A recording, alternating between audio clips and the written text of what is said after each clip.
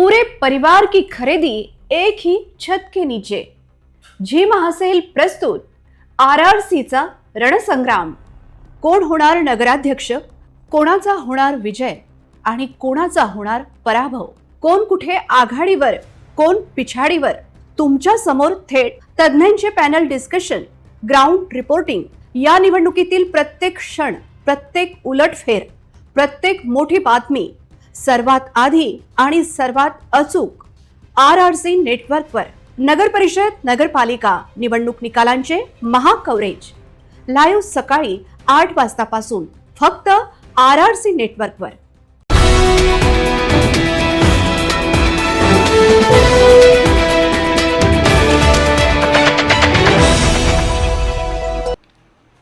नमस्कार, RRC news के हिंदी समाचार बुलेटिन में मैं मानसी आपका स्वागत करती हूं। सबसे पहले एक नजर आज की सुर्खियों पर।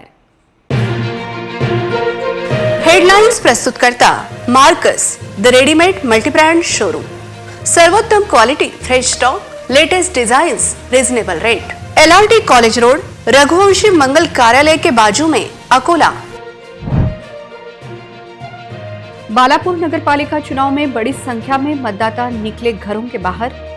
कड़ाके की ठंड में भी सुबह सुबह मतदान करने मतदाताओं की भीड़। जिले की 5 नगर परिषद व 1 नगर पंचायत चुनाव की मतगणना रविवार को दोपहर तक सभी नगर अध्यक्ष तथा नगर सेवकों के भाग्य का होगा फैसला। अकोला शहर का 9वां महापौर होगा कौन, टिकी है सभी की निगाहें। रोटेशन प्रणाली की बजाय आरक्षण लॉटरी से खुलेगा महापौर का पद।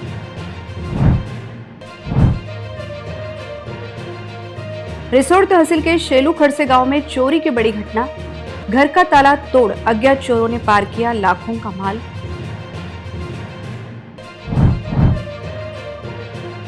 कौलखेड़ परिसर के युवक पर जानलेवा हमला। हमलावरों के खिलाफ नहीं हो रही कार्रवाई, परिजनों का आरोप।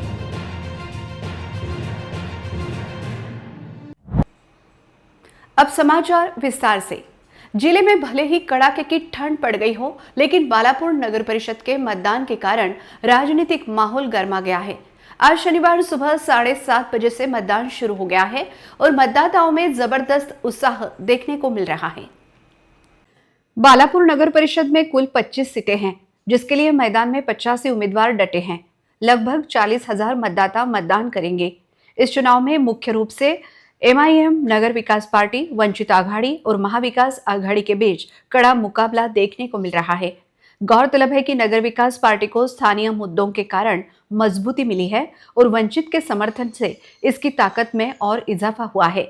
कड़ाके की ठंड में भी मतदाता सुबह अपने घरों से बाहर निकल रहे थे, जिससे पूरे जिले की निगाहें इस बात पर टिकी हैं कि इस कड़े मुकाबले में कौन जीतेगा। मतदान केंद्रों के बाहर कड़ी पुलिस सुरक्षा तैनात की गई थी। जिले में ठंड बढ़ने के बावजूद बालापुर नगर परिषद के मतदान के चलते राजनीतिक माहौल में काफी गर्माहट आ गई है। आज सुबह 7:30 बजे मतदान शुरू हुआ और मतदाताओं में जबरदस्त उत्साह देखने मिला। जिले की 5 नगर परिषदों और 1 नगर पंचायत के नतीजे कल घोषित किए जाएंगे। आज सबकी निगाहें बालापुर में मतदान प्रतिशत पर टिकी हैं। खबर लिखी जाने तक अंतिम मतदान कितना प्रतिशत हुआ, इसकी जानकारी नहीं मिल पाई थी। अकोला जिले में 5 नगर परिषद व 1 नगर पंचायतों के चुनाव की मतगणना की तैयारियां जिला प्रशासन ने पूरी कर ली हैं। चुनाव आयोग के निर्देशानुसार सभी नगर परिषदों और नगर पंचायतों के लिए मतगणना टेबल की व्यवस्था तथा फेरियों की संख्या घोषित की गई है। दोपहर तक सभी नगराध्यक्ष तथा नगर सेवकों के भाग्य का फैसला होगा। अकोला जिले के अकोट, मूर्तिजापुर, बालापुर, तेल्हारा, हिवरखेड़ नगरपालिका तथा बार्शीटाकली नगर पंचायत चुनाव की मतगिनती रविवार को की जाएगी, जिसके अनुसार अकोट में 9, मूर्तिजापुर में 12, बालापुर में 4, तेल्हारा में 5, हिवरखेड़ में 5 तथा बार्शीटाकली में 8 टेबलों पर वोटों की गणना की जाएगी। संभवतः दोपहर तक ही सभी 6 नगर अध्यक्ष तथा 142 नगर सेवकों के भाग्य का फैसला आएगा। रविवार 21 को सुबह नगर सेवक तथा नगराध्यक्ष पदों पर जोर आजमाइश कर रहे सभी प्रत्याशियों की किस्मत का पिटारा ईवीएम मशीन से खुलकर तकदीर का फैसला होगा। मतगणना तिथि नजदीक आते ही प्रमुख राजनीतिक दलों के प्रत्याशियों व समर्थकों के दिल की धड़कनें फिर से बढ़ने लगी हैं। समर्थक व प्रत्याशी एक बार फिर से गुना भागकर आंकड़ों की गिनती लगाते हुए अपनी जीत सुनिश्चित करते दिखाई दे रहे हैं। दोपहर तक सभी परिणाम घोषित होने के बाद 4 वर्ष के लंबे अंतराल पश्चात सभी नगर पालिका तथा नगर पंचायत में प्रशासक राज हटकर जनता की चुनी सरकार अस्तित्व में आएगी। मतगणना प्रक्रिया को शांतिपूर्वक, पारदर्शी एवं निष्पक्ष बनाने के लिए सभी आवश्यक इंतजाम किए गए हैं। मतगणना केंद्र पर सुरक्षा के कड़े बंदोबस्त रहेंगे और अधिकृत प्रतिनिधियों को ही प्रवेश दिया जाएगा। चुनाव परिणामों को लेकर क्षेत्र में राजनीतिक हलचल तेज हो गई है। अकोला महापालिका चुनाव की घोषणा होते ही अकोला महापालिका क्षेत्र का राजनीतिक माहौल गर्मा गया है। उम्मीदवारों का चयन, महागठबंधन, महायुति का समीकरण और मित्र पक्षों के बीच चर्चा शुरू हो गई है। लेकिन सबकी निगाहें इस बात पर टिकी हैं कि 9वें महापौर पद के लिए किस वर्ग को आरक्षित किया जाएगा। इस बार महापौर पद के लिए किस वर्ग को आरक्षित किया जाएगा, इस बारे में तरह तरह की अटकलें लगाई जा रही हैं। इस बार रोटेशन प्रणाली समाप्त कर दी गई है। इसके परिणाम स्वरूप आरक्षण लॉटरी के माध्यम से दिया जाएगा। इससे सभी के अनुमान गलत साबित हो सकते हैं। अब तक महापौर का पद उस पार्टी से होता था जिसने महापालिका में सबसे अधिक सीटें जीती थी। इससे पहले 2 नवंबर 2019 को ओबीसी वर्ग के लिए आरक्षण लागू किया गया था। इसी के चलते भाजपा की अर्चना मस ने 2.5 साल तक सत्ता में रही। गौरतलब है कि इस बार रोटेशन प्रणाली समाप्त कर दी गई है। 9वें महापौर पद का चयन 2026 में होगा। पिछले 3.5 साल से महापालिका में प्रशासक के हाथ में सत्ता है। इसी कारण जनवरी में होने वाले महापालिका के आम चुनाव और उसके बाद महापौर की नियुक्ति विशेष महत्व रखती है। चुनाव आयोग ने सोमवार 15 दिसंबर को महापालिका चुनाव की घोषणा कर दी, लेकिन महापौर पद के लिए आरक्षण की घोषणा अभी तक नहीं की गई है। चूंकि इस बार महापौर पद के लिए आरक्षण शून्य है, इसलिए रोस्टर प्रणाली के बजाय लॉटरी के माध्यम से आरक्षण दिया जाएगा। इसमें अनुसूचित जाति, अनुसूचित जनजाति, ओबीसी, सामान्य वर्ग, महिला और खुली श्रेणी सहित सभी वर्गों के लिए लॉटरी निकाली जाएगी और निकाली गई लॉटरी की संख्या के आधार पर महापौर पद के लिए आरक्षण तय किया जाएगा। रिसोड तहसील के शेलू खड़से निवासी किसान के घर का ताला तोड़कर अज्ञात चोरों ने सोने के आभूषण तथा नगद इस तरह लाखों रुपए का माल पार कर दिया। घटना की जानकारी मिलते ही पुलिस घटनास्थल पहुंची थी तथा पुलिस से आगे की जांच शुरू कर दी। वाशिम जिले के रिसोड तहसील अंतर्गत आने वाले शेलू खड़से निवासी किसान सूर्यकांत खड़से अपने परिवार सहित पिछले घर को ताला लगाकर सामने वाले घर में सोए थे। इसी मौके का लाभ उठाकर अज्ञात चोरों ने पिछले घर का ताला तोड़कर घर के भीतर प्रवेश किया तथा अलमारी में रखे सोने के आभूषण तथा 30,000 रुपए नगद, इस तरह कुल लाखों रुपयों का माल पार कर दिया। आज शनिवार सुबह चोरी की घटना सामने आने पर गांव में एक ही खलबली मच गई है। घटना की जानकारी मिलते ही रिसोड पुलिस स्टेशन के थानेदार रामेश्वर चौहान अपने कर्मचारियों के साथ तुरंत घटनास्थल दाखिल हुए।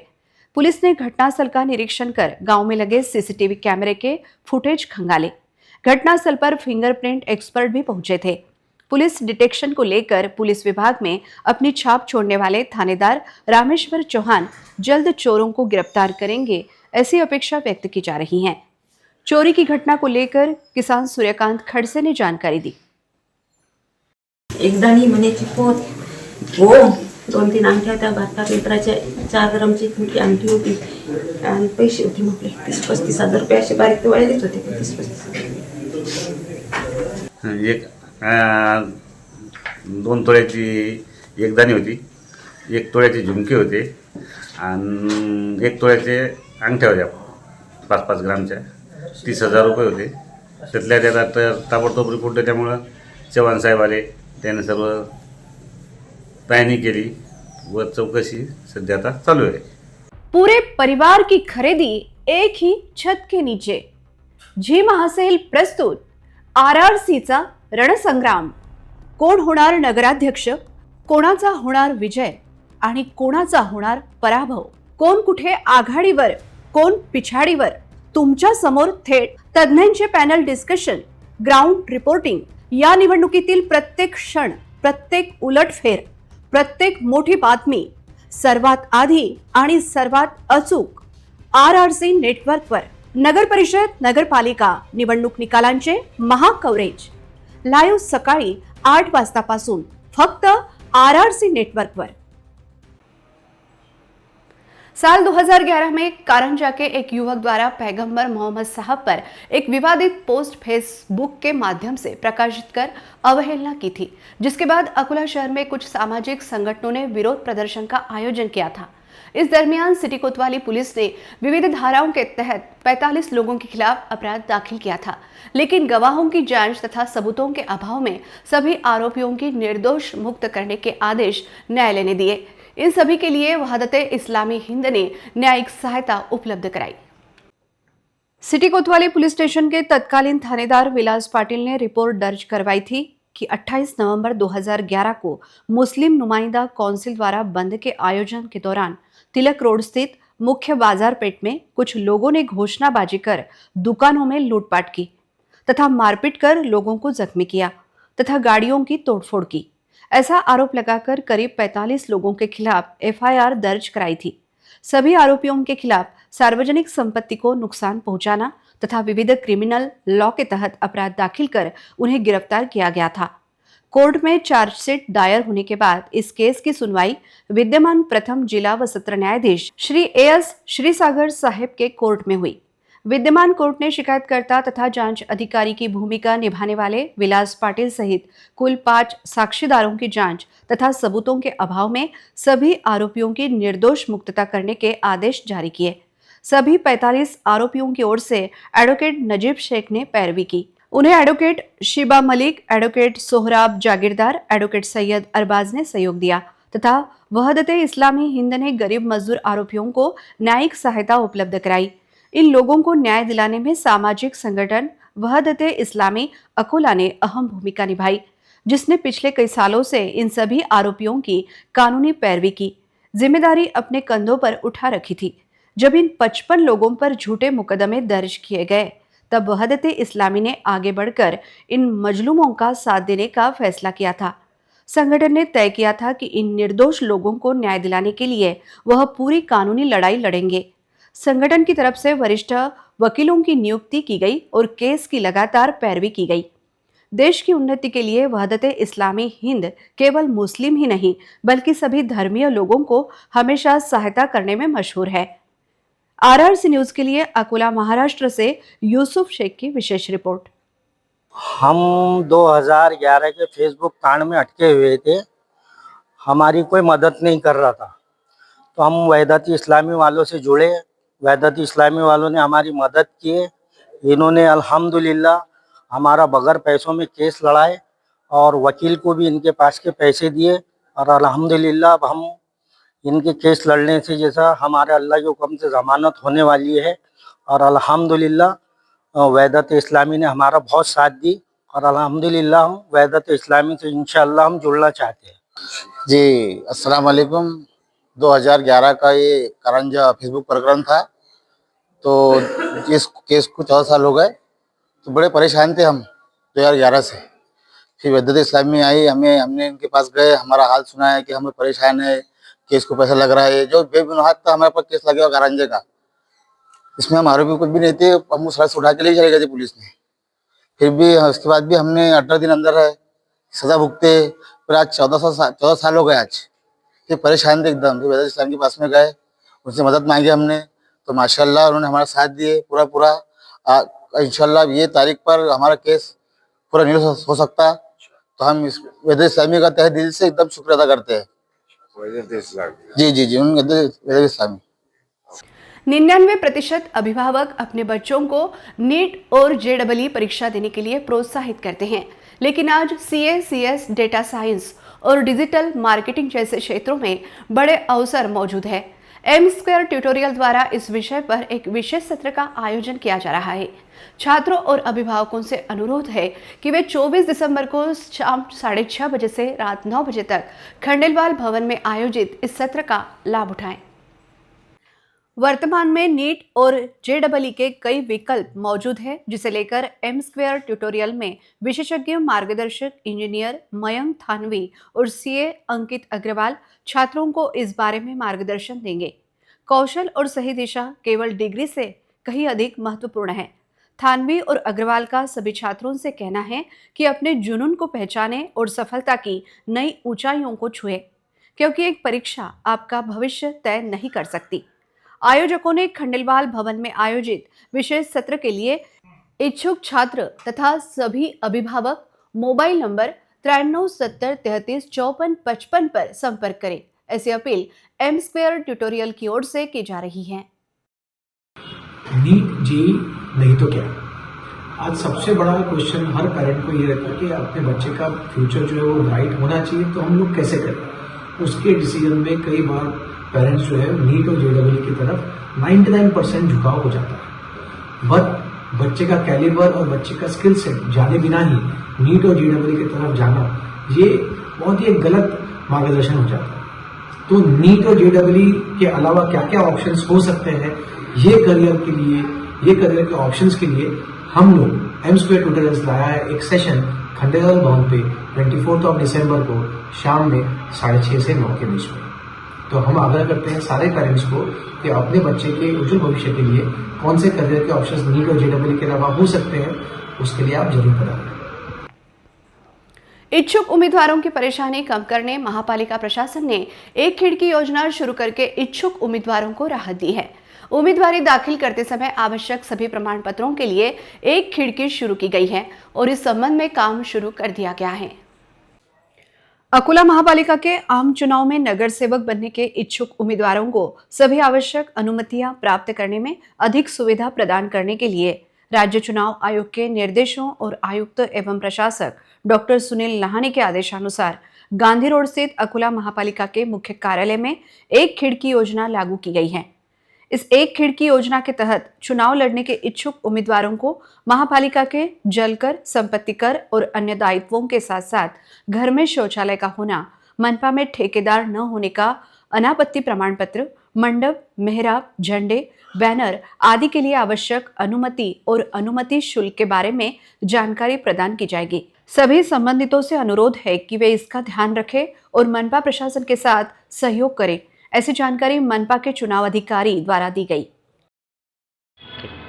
अकोला महानगरपालिका सार्वत्रिक निवडणुकीच्या अनुषंगाने माननीय निवडणूक अधिकारी यांच्या प्राप्त सूचनेनुसार महानगरपालिका क्षेत्रातील सर्वच संभाव्य उमेदवारांना सोयीचे व्हावे या अनुषंगाने अकोला महानगरपालिका मुख्य सभागृहामध्ये एक खिडकी अंतर्गत सर्व परवानग्या आणि एनओसी देण्याबाबतची आम्ही उपलब्ध करून दिलेली आहे। त्यामध्ये विविध कक्षांच्या माध्यमातून जसे की निवडणुकीकरिता परवानगी, सभेकरिता परवानगी, ध्वज लावणे, बॅनर लावणे या सर्व गोष्टींच्या आवश्यक परवानग्यासाठी एक कक्ष तयार केलेला आहे। सदर कक्षाच्या नियंत्रण अधिकारी माननीय नगररचनाकार अकोला महानगरपालिका हे असून महानगरपालिकाचे जे नो ड्यूज सर्टिफिकेट आपण ज्याला म्हणतो, त्यामुळे शौचालय, कंत्राटदार नसणे याबाबतचं नाहरकत प्रमाणपत्र, तसेच मालमत्ता कर वसुली नसल्याबाबत, पाणी पुरवठाची कुठलीही त्यांच्याकडे थकबाकी नसल्याबाबतचे प्रमाणपत्रसुद्धा या एक खिडकीमधून उपलब्ध करून देण्यात येणार आहे। यासोबतच जे संभाव्य उमेदवार राहतील, जे निवडणुकीमध्ये आपलं नामांकन अर्ज दाखल करतील, अशा उमेदवारांना त्यांनी केलेल्या खर्चाचा संपूर्ण गोषवारा आणि दैनंदिन हिशेब सादर करण्याकरिता सुद्धा माननीय मुख्य लेखा अधिकारी, मुख्य लेखा परीक्षक यांच्या नियंत्रणाअंतर्गत सुद्धा आम्ही एक खिडकीमध्ये सदरची व्यवस्था केलेली आहे। पूरे परिवार की खरीदी एक ही छत के नीचे। जी महासेल प्रस्तुत आरआरसीचा रणसंग्राम। कोण होणार नगराध्यक्ष, कोणाचा होणार विजय आणि कोणाचा होणार पराभव, कोण कुठे आघाडीवर, कोण पिछाडीवर, तुमच्या समोर थेट तज्ञांचे पॅनल डिस्कशन, ग्राउंड रिपोर्टिंग, या निवडणुकीतील प्रत्येक क्षण, प्रत्येक उलटफेर, प्रत्येक मोठी बातमी सर्वात आधी आणि सर्वात अचूक आरआरसी नेटवर्कवर। नगर परिषद, नगरपालिका निवडणूक निकालांचे महाकव्हरेज लाईव्ह सकाळी 8 वाजतापासून फक्त आरआरसी नेटवर्कवर। अकोट तहसील के ग्रामीण परिसर में रिलायंस जियो इन्फोकॉम लिमिटेड की लचर सर्विस के कारण नागरिक परेशान हो गए हैं। नेटवर्क की समस्या की तत्काल जांच की जाए और तत्काल उपाय किया जाए ताकि नेटवर्क सेवाएं पूरी तरह से बाहर हो सके, ऐसी अपेक्षा नागरिक व्यक्त कर रहे हैं। अकोट तहसील के देउलगांव, मंचनपुर, सावरा, वडगांव आदि परिसर में पिछले कई दिनों से मोबाइल नेटवर्क की स्थिति बहुत खराब है। कभी कभी तो नेटवर्क बिल्कुल ही नहीं आता है, कभी कॉल नहीं हो पाती, साथ ही ऑनलाइन सेवाओं में भी भारी परेशानी हो रही है। इंटरनेट काम नहीं कर रहा है। हमेशा नेटवर्क का प्रॉब्लम होने के कारण छात्रों की ऑनलाइन शिक्षा, किसानों की सरकारी योजनाएं, सब्सिडी पंजीकरण तथा व्यापारियों और आम जनता के दैनिक लेन देन, आपातकालीन संपर्क तथा सरकारी सेवाएं पूरी तरह बाधित हो गई हैं। वहीं वर्क फ्रॉम होम करने वाले गंभीर रूप से प्रभावित हुए हैं। नेटवर्क के प्रॉब्लम को लेकर कई बार गांव के नागरिकों ने रिलायंस जियो इन्फो नेटवर्क की समस्या की तत्काल जांच की जाए और तत्काल उपाय किया जाए ताकि नेटवर्क सेवाएं पूरी तरह से बहाल हो सके, ऐसी अपेक्षा नागरिक व्यक्त कर रहे हैं। इस समस्या को लेकर नागरिकों ने अपनी प्रतिक्रिया व्यक्त की। जिओ नेट मधील काम व्यवस्थित नाही। शैक्षणिक क्षेत्रात गावकरी दवाखाना यांचे काम व्यवस्थित होत नसल्यामुळे जिओ कंपनीद्वारे आम्हाला व्यवस्थित उत्तरही येत नाही। आम्ही त्यांना कॉल केले तर ते आम्हाला अपमानास्पद बोलून टाकतात आणि हे जे जिओचं टावर आहे ते शोभेची वस्तू म्हणून गावातून बाहेर तरी काढून टाका। माझ्या गावातील लोकांना त्रासापासून वाचवा, हीच माझी विनंती। जिओच्या ऑफिसला आम्ही इथं आलो आणि तसे तक्रार दिली आम्ही, तर त्यांनी आम्हाला म्हटलं की तुम्ही गावठी लोक आहे आणि तुमच्या गावात जर 100ही माहिती झाली तर आम्हाला काही घेणं देणं नाही। ज्याच्यावरून आम्ही पत्रकार साहेबाला सांगितलं असं आणि मॅनेजर साहेबाला सांगितलं की तुमच्या जरा यायले कस्टमरसोबत कसा स्वभाव करावा लागते, बोलावं लागते ते थोडं समजून घ्या। आमच्या गावामध्ये जिओ टावर आहे। आमच्या गावामध्ये जिओ रेंजचा प्रॉब्लेम कमसे कम 2 ते 3 महिन्यांपासून आहे। आम्ही 2-3 कंप्लेंट केल्या, या साहेबांनी काही आम्हाला रिस्पॉन्स दिला नाही। आमच्या गावामध्ये मागं हे आमचे बिजूभाऊ मावस्कर यांच्या पुतण्यांची मयत झाली। मयतमध्ये असं झालं होतं की आमच्या गावामध्ये एक कांडी पण रेंज नव्हती। आम्हाला इकडे तिकडे फोन करायला पण टाईम नाही भेटला आणि जेव्हा आमच्या गावामध्ये समजा मयत झाल्यानंतर आम्हाला ती मयत एक दिवस पुढे ढकलावं लागली, कारण रेंज नव्हता, सोयऱ्यांना फोन लावता नाही आले, त्यामुळं आम्ही ते एक दिवस मयत पुढे ढकललेली आहे। साहेबांना, जिओ ऑफिसच्या साहेबांना जर फोन केला तर ते आम्हाला कार हे भाषा वापरतात। मागते 2 ते 4 महिन्यापासून हे जे आपल्याला टावर दिसत आहे हे जिओचं टावर हे मागच्या 2-4 महिन्यापासून बंद आहे आणि कोणत्याही प्रकारची येथे सुविधा नसल्यामुळे शासनाला वारंवार आणि जिओ कंपनीला वारंवार आम्ही पत्र निवेदन दिल्या, त्यानंतरही त्याचा कोणत्याही प्रकारचा आम्हाला फायदा झालेला नाही आणि अद्याप सद्यस्थितीत हे टावर सध्याही बंद आहे। यामुळे शैक्षणिक विद्यार्थी, जे शिकणारे विद्यार्थी आहेत त्यांचंही खूप नुकसान होत आहे, ऑनलाईन एज्युकेशनवर याचा परिणाम होत आहे आणि या लहानापूर गावाचा, हे भले सातपुडा आदिवासीचं यांना गाव वाटत असन, पण याचा हा सर्व हे जे लोक आहेत यांचा पूर्ण असा जगाशी कॉन्टॅक्ट तुटल्यासारखं इथे सर्व नागरिकांना झालेला आहे की जर 2 ते 4 दिवसात जर यावर कारवाई झाली नाही आणि हे टावर त्यांनी जर सुरू केलं नाही तर येणाऱ्या काळामध्ये आम्ही 2-4 दिवसानंतर याला जाळू, फोडू आणि अन्यथा काही करू, याची जिम्मेदारी सर्वत्र जिओ कंपनी आणि शासनावर राहील। अकोला रेलवे पुलिस ने गांधीग्राम विशेष एक्सप्रेस ट्रेन में गांजा लेकर बैठे एक महिला व एक पुरुष ऐसे 2 लोगों को गिरफ्तार किया। दोनों ही आरोपियों से 16 किलो 417 ग्राम गांजा बरामद किया गया। पुलिस सूत्रों से मिली जानकारी के अनुसार रेलवे पुलिस टीम ने दोपहर 12 बजे गांधीग्राम स्पेशल एक्सप्रेस ट्रेन के A1 कोच में एक महिला व एक पुरुष गांजे का माल लेकर आ रहे हैं, यह गुप्त जानकारी मिली थी। जानकारी के आधार पर पुलिस ने जैसे ही प्लेटफॉर्म नंबर 1 पर यह ट्रेन रुकी, उन्होंने कोच को घेर लिया। भीतर जाकर पड़ताल करने पर एक पुरुष, एक महिला के पास संदिग्ध बैग रखा नजर आया। बैग खोलकर देखने पर बैग के भीतर 16 किलो 417 ग्राम गांजा दिखाई दिया। इसकी बाजार में कीमत लगभग 2,40,000 रुपए बताई जा रही है। उड़ीसा निवासी सत्यम प्रफुल्ल पात्रा तथा नौगाड़ा की एक महिला को पुलिस ने गिरफ्तार किया। आरोपियों के कब्जे से सेलोटेप में लपेटे हुए गांजे के 8 बंडल पुलिस ने जब्त कर लिए हैं। आरोपियों के खिलाफ NDPS कानून के तहत मामला दर्ज किया गया। इस कार्रवाई को GRP की प्रभारी अधिकारी अर्चना गाढ़वे तथा उनकी टीम ने अंजाम दिया। अंत में एक नजर आज की सुर्खियों पर। हेडलाइंस प्रस्तुत करता Marcus the readymade multibrand showroom. सर्वोत्तम quality, fresh stock, latest designs, reasonable rate. LRT college road, Raghuvanshi मंगल कार्यालय के बाजू में, अकोला। बालापुर नगर पालिका चुनाव में बड़ी संख्या में मतदाता निकले घरों के बाहर। कड़ाके की ठंड में भी सुबह सुबह मतदान करने मतदाताओं की भीड़। जिले की 5 नगर परिषद व 1 नगर पंचायत चुनाव की मतगणना रविवार को दोपहर तक सभी नगर अध्यक्ष तथा नगर सेवकों के भाग्य का होगा फैसला। अकोला शहर का 9वां महापौर होगा कौन, टिकी है सभी की निगाहें। रोटेशन प्रणाली की बजाय आरक्षण लॉटरी से खुलेगा महापौर का पद।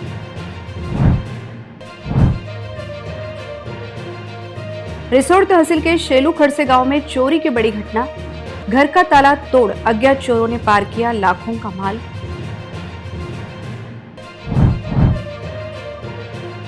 कौलखेड़ परिसर के युवक पर जानलेवा हमला। हमलावरों के खिलाफ नहीं हो रही कार्रवाई, परिजनों का आरोप। समाचार के लिए देखते रहिए आरआरसी न्यूज। जिन दर्शकों ने अभी तक आरआरसी का यूट्यूब चैनल सब्सक्राइब नहीं किया है तो उन्होंने सब्सक्राइब करना चाहिए। फिर मिलते हैं शहर की ताजा जानकारी और महत्वपूर्ण घटनाओं के साथ। नमस्कार।